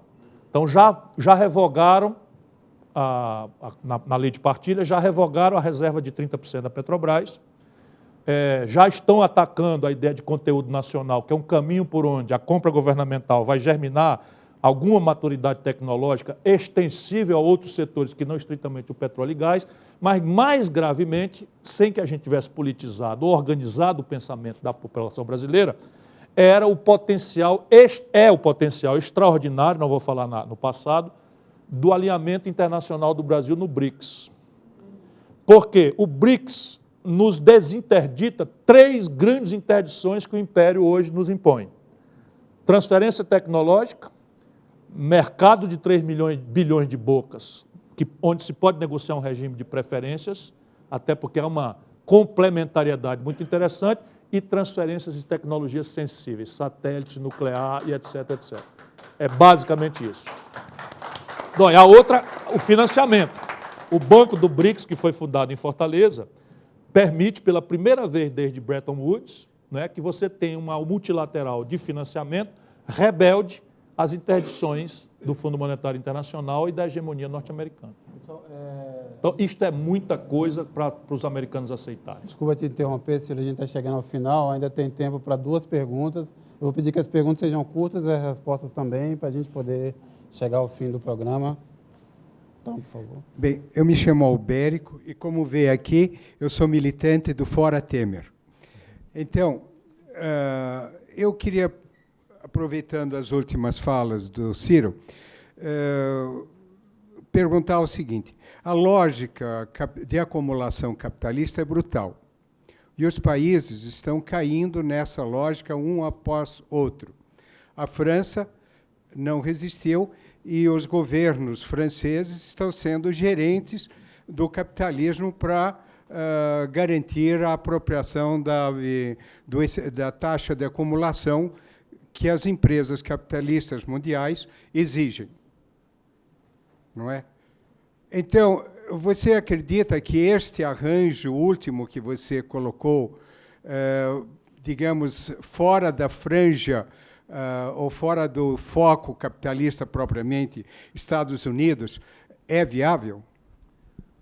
Eu não quero ser confundido com um otimista descuidado das ameaças. Não, as ameaças são terríveis e tal, mas eu sim acredito. Porque o que eu estou vendo acontecer na humanidade hoje, a eleição do Trump chama muita atenção para isso, mas não é só isso. É um processo, um conjunto de sintomas. Há uma fissura, que eu tentei falar aqui no Brasil, ela já é grave, entre o capital da produção, que tem potencial de associação com o emprego, com o trabalho, e esse excedente de capital sem precedentes, que em 2008 sofreu uma debacle importante, do ponto de vista, vamos dizer, físico, 1 trilhão e 700 bilhões de dólares esterilizados, né? O Estado chamado a indenizar, né? E evidentemente que eles não se rendem tão cedo e tal. Mas por que a Alemanha banca as ineficiências da Grécia, as ineficiências da Irlanda, as ineficiências de Portugal, da Itália, da Espanha? Por quê? Está tentando fazer pela economia comercial, não propriamente financeira, né, o que não conseguiu com 2 guerras mundiais. Por que a Inglaterra está saindo? Por isto. Na minha opinião, exatamente por isso. O estresse da migração é um estresse sobre a questão do emprego. Então, os Estados nacionais estão voltando a dar protagonismo, coisa que era responsabilidade do laissez-faire, né? No thatcherismo, é o laissez-faire que resolve emprego, não é o Estado. Mas os Estados nacionais estão sendo agora obrigados, ainda que retoricamente, nesse primeiro momento, a falar do emprego das pessoas, a falar E estão indo pelo pior caminho, porque há uma idade média se encerrando, eu acredito, na humanidade. Mas para o Brasil, a margem é generosa. Veja bem, quando... terrível isso, mas é o mundo. A Hillary Clinton, eu assisti os debates e fiquei assistindo na trilha original, com medo de manipulação dos tradutores aí de Globo e não sei de que e tal. A Hillary Clinton falou a si mesma 2 vezes, em 2 debates distintos, que ia evoluir para proteger a América da dependência do petróleo vindo do Oriente Médio. Eu me arrepiei inteiro. Fora do Oriente Médio, onde tem reserva de petróleo, é Brasil e Venezuela. A Venezuela já está sob uma pinça trágica deles e o golpe foi praticado com a influência deles, não tenha dúvida disso, né? E o Trump não mencionou a palavra Brasil nenhuma vez. Ou seja, deixa a gente quieto. Não, eu acho o oposto. Eu acho que na loucura dele, ele nos considera uma irrelevância e nós temos condição, né, de ocupar essa irrelevância com um projeto. Especialmente se a gente recuperar o que o Lula genialmente viu, que é a ideia de você se associar com China, Rússia, Índia e África do Sul. Desculpe interromper novamente, vamos para a última pergunta, por favor, da noite. Henrique Ferro, empresário. Gostaria de fazer uma pergunta. Eu gostaria que o Círio e a professora respondessem, né? Porque é o seguinte, eu sou discípulo do Simonsen, que eu tive aula, né? E o Simonsen falava uma coisa que era a seguinte: fazer esse país andar não é difícil. Ele anda sozinho. O difícil é fazer ele parar. Ele falou, o cara que conseguir fazer esse país parar é uma maravilha. E a gente conseguiu ver isso agora. Ele falava uma segunda coisa também interessante, que era, nós vivíamos os anos 80, só se falava em recessão, aí depois passou a inflação, a estagflação, só se falava nisso. Ele falava, não se desesperem, porque o Brasil sempre esteve à beira do abismo. Mas quando ele cair, não se preocupe, porque ele é maior que o abismo. Eu me lembro dessas palavras. Agora, o Paulo Henrique Amorim tocou num ponto aqui, antes de pedirem para ele ficar quieto, muito importante, que foi o seguinte. O Paulo Henrique falou assim, peraí, me explora um pouquinho mais essa questão financeira de banco, né? Eu queria fazer a seguinte pergunta. Você coloca 7 principais empreiteiras multinacionais, uma das maiores do mundo, em investigação. Paralisa inúmeras obras pelo país. Pelo que eu sei, empreiteira emprega mão de obra desqualificada, emprega muito, paga muito imposto, você paralisa elas. Aí você pega, começa a pagar juros para banco. Aí a receita, como o Ciro muito bem falou, caiu por conta das commodities, aí 44% da receita do governo federal vai para pagar banco. Eu comecei a me irritar com esse negócio, porque eu acompanhava isso quase todo dia, que eu ia muito para Brasília, mas a última vez que eu fiz essa avaliação, aí final de 2014, mais ou menos, nós estávamos pagando mais de R$1 trilhão de juros para banco. Isso é tudo que a cadeia produtiva automobilística produz. Quer dizer, e paga imposto para caramba, emprega muito, né? Então, eu queria saber o seguinte, há condições de voltar a crescer pagando essa montanha de juros para bancos, principalmente para a professora que eu dirijo essa pergunta, que não gera riquezas, nós sabemos disso, não é isso? Não gera riqueza nenhuma. Há condições, e com as empreiteiras, as principais, paradas sem poder voltar a trabalhar, professor e Ciro, por favor.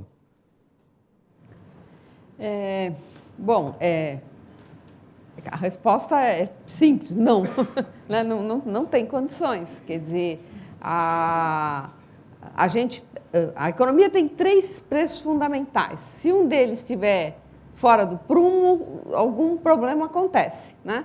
Esses preços são o câmbio, o juro e o salário, né? Você tem que estar com essa equação mais ou menos azeitada, porque senão você tem problemas ou no curto prazo, ou no médio prazo, ou no longo prazo, a depender do que acontece no plano internacional.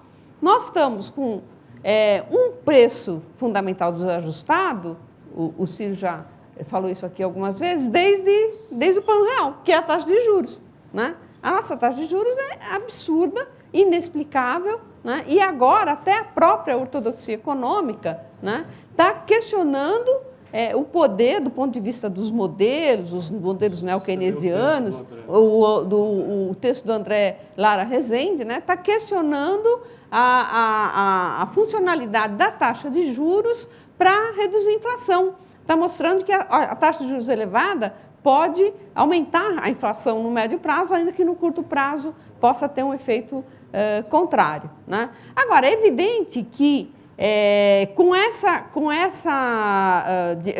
quantidade de recursos que você tem que deslocar do orçamento público para enfrentar o serviço da dívida, você não consegue o fundamental, que é que o Estado faça investimentos. Não adianta você ter um grande plano de investimentos, como a gente teve vários na história, se a gente não tiver como financiar isso. E nós estamos financiando a riqueza privada. Nós estamos financiando o crescimento. A senhora é a favor de desvio de finalidade do dinheiro das reservas cambiais para pagar parte dessa dívida interna, ainda que não se faça auditoria, acreditando que seja verdadeira? De jeito nenhum. De jeito nenhum. Eu acho que seria um crime se isso fosse feito, né? Por quê? Porque hoje a gente só não está pior do que a gente já está, né, do ponto de vista macroeconômico, porque nós não temos nenhum risco externo, a não ser esse risco do passivo externo líquido que o Ciro mencionou aqui muito bem. A gente não tem um problema de dívida externa, a gente tem um passivo externo, inclusive um passivo externo de curto prazo muito grande, mas no curtíssimo prazo, o nosso nível de reservas nos permitiu passar pela crise de 2008, tá certo? Então, a gente rifar essa única salvaguarda que a gente tem, do ponto de vista macroeconômico, para pagar essa dívida que está engordada com esses juros que a gente tem de 20 anos nessa magnitude, de jeito nenhum. Sou absolutamente contrária a esse tipo de proposta. Vamos fazer então a última. Além do que essa dívida é em reais. Não, mas em tese é praticável o que ele falou, mas evidentemente não deveríamos fazer em nenhuma circunstância. Então, E essa reserva, você funciona isso também você... Não, parte dessa reserva foi construída expandindo o endividamento interno, mas está correto, porque agora nós temos um colchão que nos permite atravessar turbulências internacionais com reservas cambiais sólidas. eu não... Mas o pior terror de um terror não é não receber, é receber. Ah, claro. Principalmente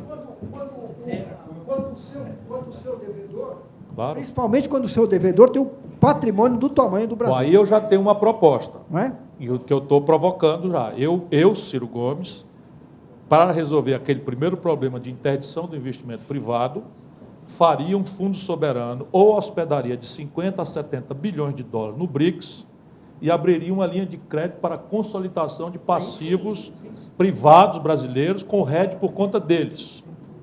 Dado que o juro internacional está negativo, nossas reservas não estão remuneradas, eu ofereceria um redesconto em que o camarada trocaria Itaú por BRICS com prazo e tal. E aí sim, o efeito sobre taxa de juros da devolução desse mento estoque seria absolutamente sadio. Exatamente. E o governo tem que trazer a taxa de juros para um valor a menor do que a rentabilidade média dos negócios, custe o que custar. Isto é o que, por exemplo, faria um governo meu. Desculpa. Não tem problema vou não. ser chato aqui, é que a gente está realmente muito no fim do programa, temos um horário, o debate está ótimo, mas se a gente puder concluir aqui nessa última pergunta e uma resposta também o mais rápido possível. Eu só queria que você encerrasse aquele teu raciocínio que o Mino acabou fazendo ali a interlocução com você e te interrompeu. Você, na hora que você diz que o brasileiro não é um homem cordial e que ele não está se movimentando, talvez por medo, eu queria que você falasse um pouco mais. A primeira grande questão é que não é justo que nós outros, que temos 3 refeições por dia, que temos ar-condicionado para o calor, que temos carro particular, exijamos que a centralidade que nós damos ao temário institucional, às abstrações axiológicas, aos valores da liberdade, da democracia, da tolerância, do respeito ao Estado de Direito Democrático, tenha para um trabalhador o mesmo peso, a mesma centralidade. Em abstrato, não é justo exigir isso do nosso povo, até porque o treinamento democrático, o treinamento cidadão nosso é muito pequeno. Vamos ter compaixão, respeitar, porque as pessoas elas nunca foram treinadas. O nosso povo se vê como um objeto manipulado eternamente. Nosso povo já não consegue distinguir sequer os amigos que ele tinha como sagrados e tal, e que hoje estão aí violentamente agredidos, atacados e tal. Agora, isso quer dizer que ele virou reacionário conscientemente? Duvido, não tenha dúvida de que não aconteceu. Mas o quê? O problema é que a reação do lumpen nunca foi progressista. Nunca foi progressista. O André Singer tem Claro, claro, o Marx também escreveu sobre isso. O Lenin, na verdade. O lumpen nunca foi progressista. Então, um verso de um poeta cearense diz: repare, a multidão precisa de alguém mais alto a lhe guiar. Isto hoje quer dizer uma nova hegemonia moral e intelectual, que fala esperançosamente do futuro, de forma crível, dialeticamente comprometida com o real das pessoas aqui e agora. Eu nunca tive tanta audiência na minha vida para falar sobre essas chatices que nós passamos aqui 2 horas falando. O que está acontecendo aqui? Nós estamos falando de macroeconomia, de taxa de câmbio, de taxa de juros. Olha aqui o auditório. Nunca ouvi isso. Por quê? Porque está todo mundo sentindo que tem uma coisa profundamente errada e ninguém mais quer ir na boa só de o Lula foi, eu vou também. Né? O Ciro foi, eu vou também. O Brizola foi, eu vou também. O Collor foi, eu vou também. Não tem mais isso. Isso é bom, não é mal. Penso eu. Quer dizer, então, você acha que a gente precisa realmente falar para essas pessoas? Formular, antes de mais nada, formular. É o tal ideário que você está falando. Formular, responder de forma, ainda que incompreensível, de forma segura, para que as pessoas que não entendem pensem, não, esse cara está falando uma coisa aí que fala no emprego que me interessa e está falando um monte de coisa que eu não entendo, que no fim parece que ele está seguro de que o meu emprego sai. Obrigada.